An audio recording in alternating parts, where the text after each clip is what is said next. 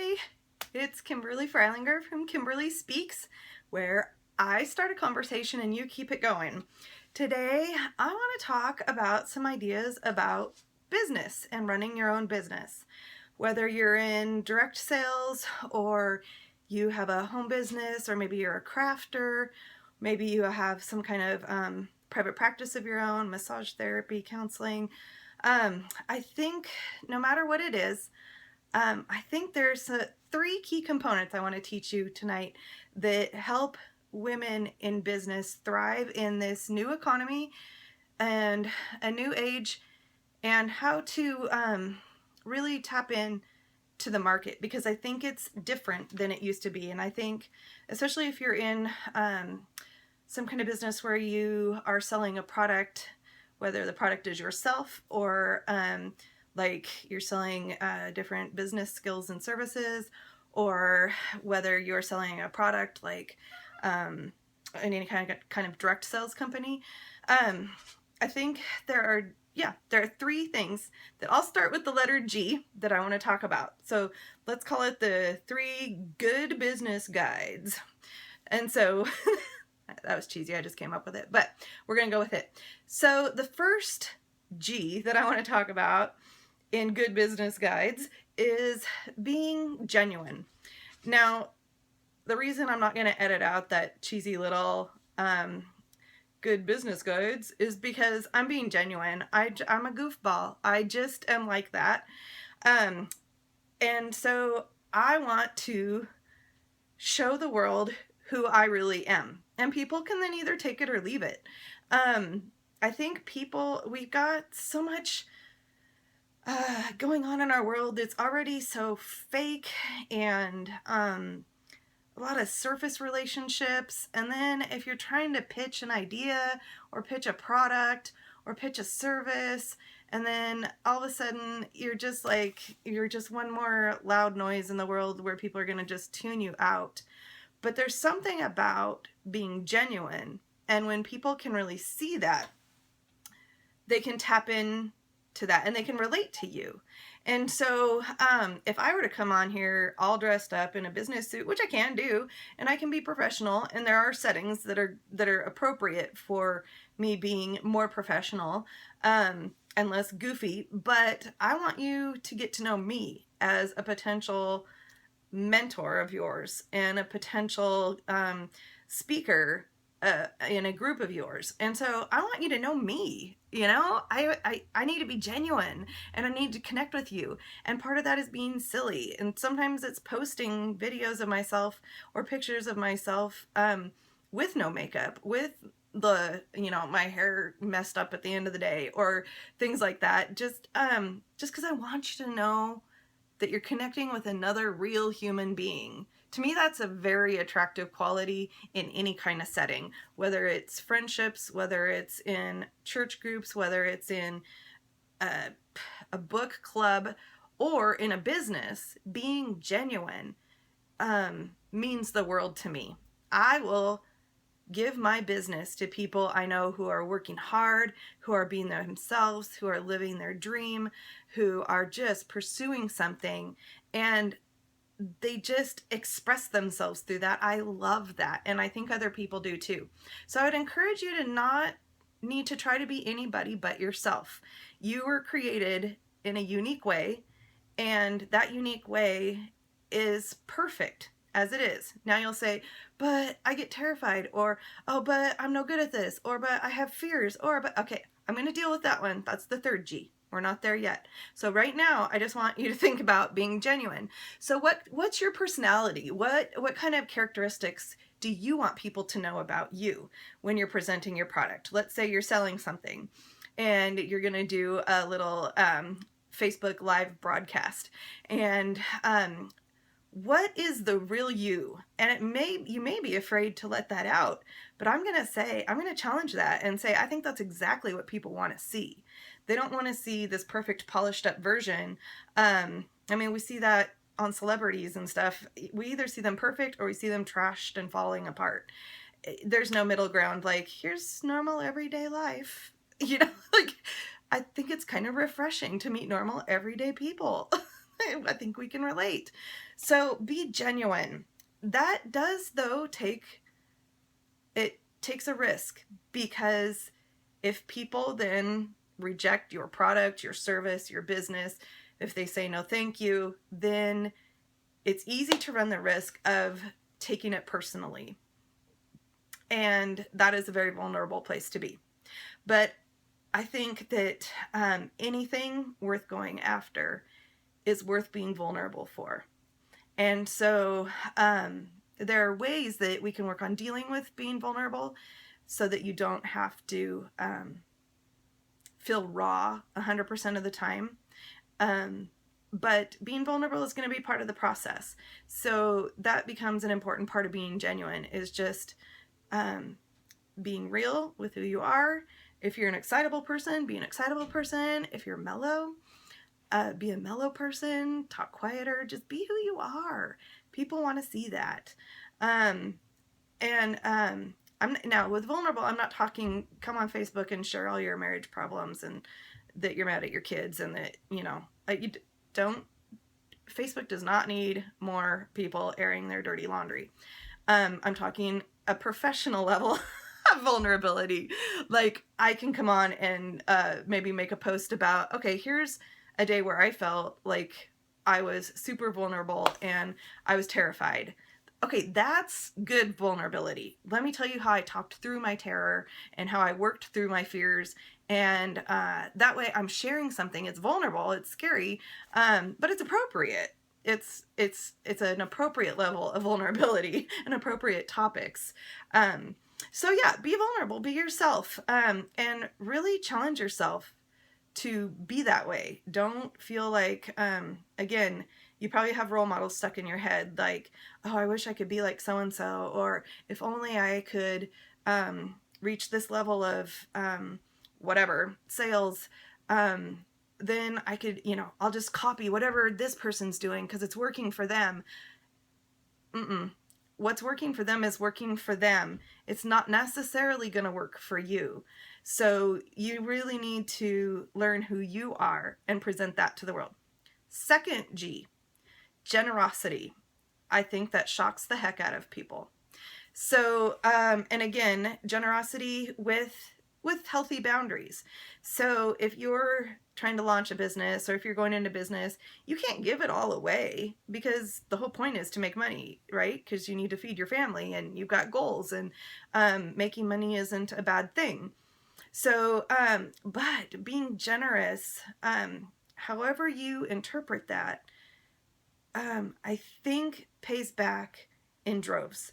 So, some of the way generosity has worked out in the past, like when I had my counseling practice, I gave 10% of my time to clients for free.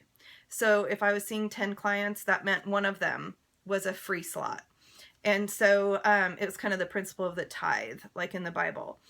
And that was one of the ways I gave, is I had that free slot for clients. Right now, what I'm doing with my business is a little more undercover. I give away things, not a lot of my giving is more private, and just offering somebody something because I feel like I've been led to offer that to them. So there's kind of this private generosity that's going on, and financial generosity that's also private. But then there's other kinds of generosity too, like with my Stella and Dot business, and offering, the other day I just offered, nominate your friend for a free gift. Somebody who needs a little encouragement. Why not? Why not? Make somebody's day. Our world is full of, hey, would you buy my this? Would you buy my that?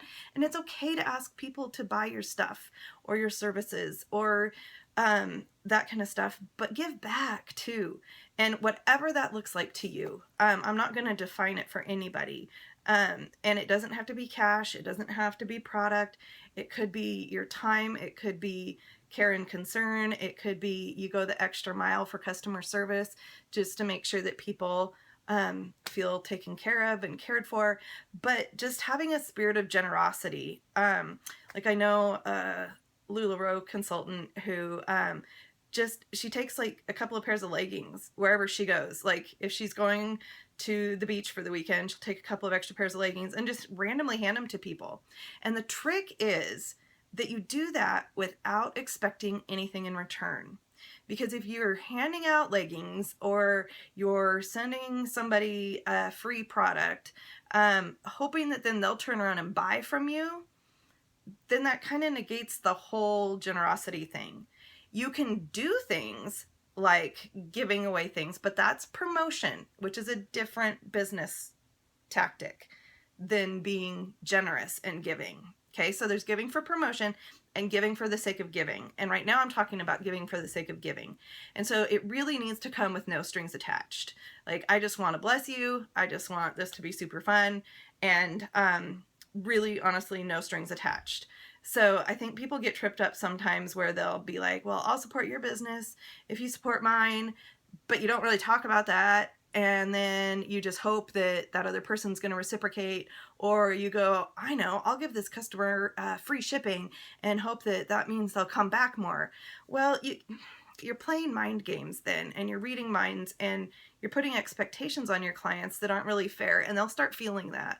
So be generous, but only when you can do it with kind of a clean heart and a clean conscience, and just truly out of an overflow of a blessing that you feel. And just treating others the way you want to be treated, and maybe even spoiling people the way you'd like to be spoiled. So that's the kind of generosity I'm talking about. And I think, again, that kind of shocks people in a good way, because we live in a pretty selfish, self-centered world. And when somebody goes out of their way and says, hey, no strings attached, this is just for you, it's pretty shocking. And you may not get a sale from them, or they may not end up being a customer or a client of yours, but gosh darn it, if you're not going to leave a really cool impression on them, it may help somebody else's business then, because they might be like, oh, well, that LuLaRoe company is kind of cool because this woman just gave me leggings. Well, that person may never get a sale because it was just a stranger. You just gave them a gift, and you didn't tell them where to find you necessarily. But the next time they see LuLaRoe coming up on their feed, they might be like, oh. So when we're all in a spirit of giving and generosity, it can pay off for the collective as a whole. All of us business women working together. Does that make sense? If it doesn't, let me know. We can talk more about it later. The third piece that I want to get to is grace. Now, this is where you can say, I want to be genuine, but I think I'm too shy. I think I'm too afraid. I think I'm, not pretty enough. I think I'm not good at this. I worry that whatever, I'm going to fail. I worry that, I can't speak in front of people. How am I supposed to do this? Like, I thought this would be a good idea. Now I'm terrified. And now you tell me to be even more vulnerable and genuine. I can't. Okay. This is where you got to give yourself grace. Okay. So here's a true confessions moment in the spirit of being genuine. I started Stella and Dot 2 months ago. I've run other businesses in my lives, my one life, and never felt as vulnerable as I have with Stella and Dot. I spent the whole first month pretty much in a panic attack because I didn't want to hear no, and I was terrified of it. But what I learned from it was that it isn't personal. Somebody's just saying, thanks, not in the mood to buy jewelry. It's not personal. Don't take it personally.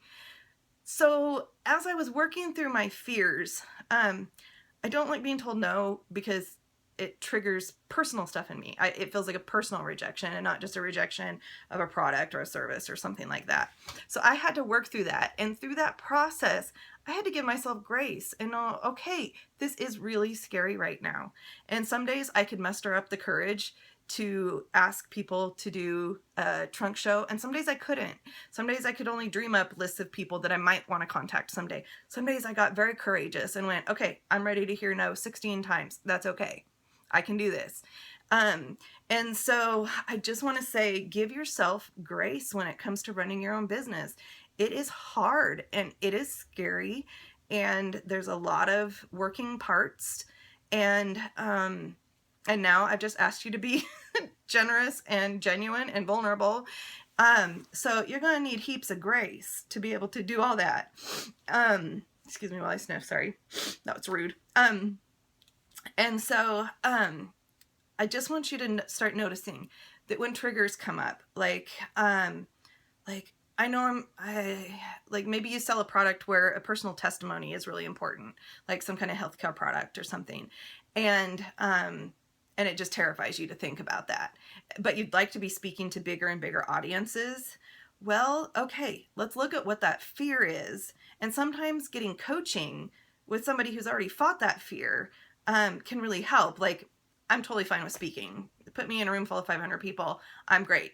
Ask me to send a message to somebody saying, hey, I got this really cute necklace. What do you think? Terrifies me. Okay? Terrifies me. But all of that is a good learning process. And when you launch yourself into a business, everybody's going to have different triggers. Everybody's going to have different gifts.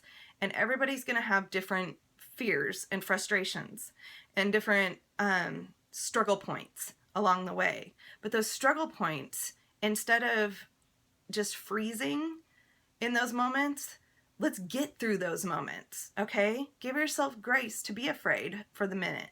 Give yourself grace to be sad that you didn't hit a sales goal. Give yourself grace to be brave when you don't feel it.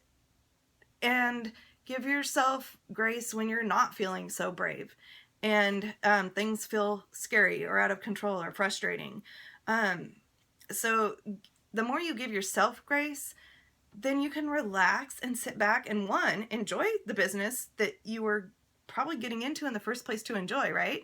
And second, then the pressure's gonna ease off of your customers too. Because if you're just all tense all the time and you feel like you have to hit a goal, or you feel like you have to face this fear, and you want to talk but you can't, or you want to sell this and you can't, and you're apologetic, and would you please maybe buy this sort of that's not gonna work. Your customers are gonna be turned off by all that. They're gonna feel the anxiety. So give yourself a moment. Get support for those, whether it's working with other people who understand your business, whether it's hiring a professional mentor like me, whether it's, working with a friend and talking it out, whether it's just giving yourself a day of rest to do nothing related to your business because you just have had it up to here. Build in grace for yourself so that while you're working through those hard spots and those triggers and those things that are going to come up, as they do for everybody, you don't spill them over into your clientele and then accidentally turn people away from your product or your services or who you are as a person. So again, there's this fine line. Okay, be vulnerable and put yourself out there and be real. And it's okay to say, I'm kind of scared, but I'm also excited. So again, there's a balance. Don't say, I'm terrified, so support me, please. Because that's just not an attractive quality. nobody, especially in sales, nobody wants to hear that. But they might want to hear, I'm just starting this out. I don't know what I'm doing. Can you give me feedback? Okay, so I'm gonna tell you what my product's about, and I need to get feedback on how I'm approaching people. Can you tell me, this would be really cool to do with a good friend. Can you tell me if this sounds attractive, or if there's something I'm saying that's turning you off, or that, just isn't working. That's another way to work through some of these moments that are harder for you in your business, is just get the advice of a trusted friend. And that goes back to being vulnerable again. And you're going to need grace for yourself, because it is stressful. Like I said, I literally spent the first month of my business in a panic attack, that it wasn't going to work, that I wasn't going to make any sales, that I was going to turn everybody off, because all of a sudden now I'm in direct sales and everybody's going to avoid me like the plague. And none of that's been true. It just hasn't. And I haven't had that fear in any of the other businesses I've ever started. So it's just interesting. Life presents you with challenges in different places and different times. And so just give yourself the grace to go through it, and the support that you need along with that. All right, you guys. So the good business ideals are being genuine, being generous, and giving yourself grace while you work through this whole strange process we call entrepreneurship. All right, that's all I got for you tonight. See you later.